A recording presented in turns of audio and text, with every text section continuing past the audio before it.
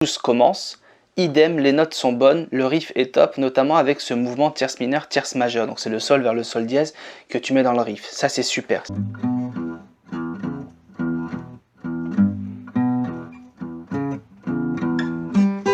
C'est ce petit mouvement là. Quand tu fais ça c'est tierce mineure, tierce majeure. Donc le frottement de ces deux notes sonne. Mais le tout serait beaucoup plus bluesy avec de l'expressivité, plus d'intention. Donc là j'ai mis une petite parenthèse et j'ai mis, même physiquement, on voit bien qu'il n'y a pas beaucoup d'intention. Des bends, des vibratos, des appoggiatures seraient un vrai plus. Le double stop à la 24e seconde est top. On sent un mini vibrato, mais je trouve qu'il est un petit peu timide. Alors, là il y a deux choses intéressantes dedans. Déjà, au niveau du riff,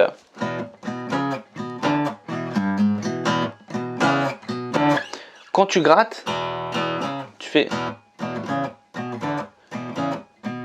Tout a la même intensité. Nous, ce qu'on aime, c'est...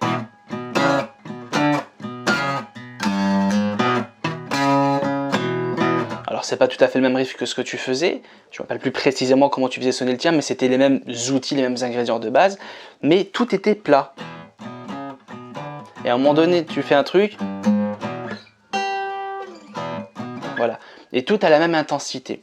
Quand on vient placer des notes ici aiguës, le but c'est de percer un petit peu le contraste avec le riff grave et les notes aiguës, c'est d'essayer de faire quelque chose qui perce un petit peu, qui va venir piquer un petit peu, on va dire.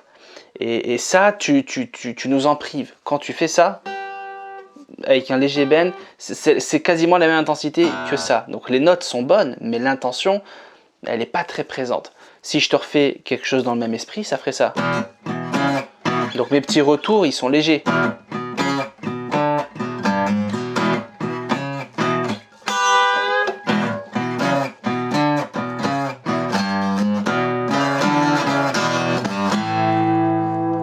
Donc faut pas avoir peur d'attaquer avec la main droite, faut pas avoir peur d'envoyer des notes de manière un peu plus agressive, de faire des retours, puisqu'on a en shuffle des retours plus doux, plus légers. Et quand tu vas me chercher des petites notes ici, plutôt que de jouer quelque chose de tout lisse, tout timide, avec un vibrato limite, n'hésite pas à partir avec un gros bend par exemple, n'hésite pas à bien faire vibrer.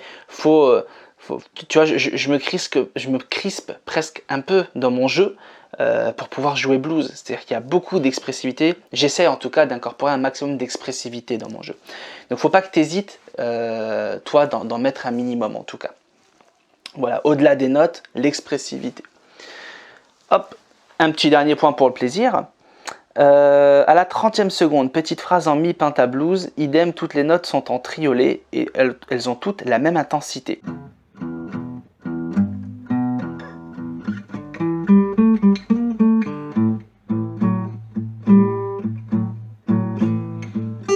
Donc là, ce qui est intéressant, c'est, si je me souviens bien, tu fais quelque chose ici. Quelque chose comme ça. Alors, ce genre de phrase, pareil. Tu pourrais par exemple faire quelque chose, donc ça change un peu la partition, mais ça ferait quelque chose comme ça, ou bien quelque chose comme ça. Donc là, je slide avec une appoggiature, ça met de l'intensité dans notre jeu. Rythmiquement, je modifie. Donc là, je cherche cette note avec plus d'agressivité. Bref, on n'en est pas. Le fait de jouer ça comme ça te sort un peu de ce côté un peu plus plat qui ressemblait plus à quelque chose comme ça. Voilà.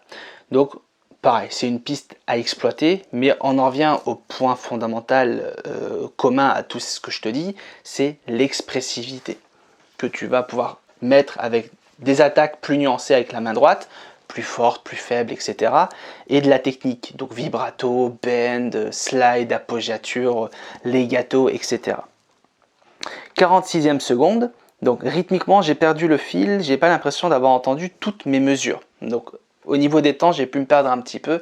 Pareil, ce serait un point qui serait intéressant de revoir.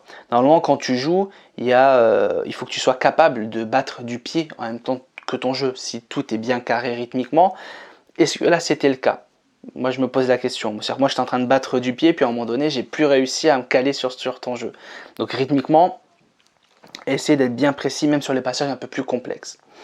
Petite question que je me suis posée, c'est s'agit-il d'une impro, d'une compo, ou est-ce un morceau qui a été repiqué, donc repiqué à l'oreille ou quelque chose comme ça, ou encore est-ce que c'est une tablature ou une partition?